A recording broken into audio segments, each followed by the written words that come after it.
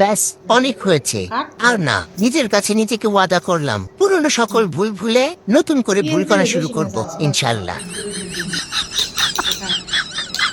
ছোটবেলা থেকে একটাই স্বপ্ন ছিল, জীবনে যাতে এমন কাউরে পাই যারে পারলে সব কিছু ভুল্লা যাইতে পারি।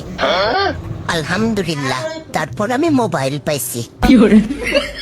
শোনেন, সবসময় নিজেকে ডায়মন্ড ভাববেন, কখনোই নিজেকে খারাপ ভাববেন না। এইসব খারাপ ভাবার জন্য আশেপাশের লোকজন, পাড়া প্রতিবেশী, আত্মীয় স্বজন তো আছে। শুধু শুধু আপনি নিজে কষ্ট করবেন কেন? হ্যাঁ, যারা আমাকে নিয়ে সমালোচনা করে তাদের আমার হ্যাপি ভালো লাগে। বলেন কি? কারণ তারা নিজের খায় কিন্তু চর্চা আমার করে।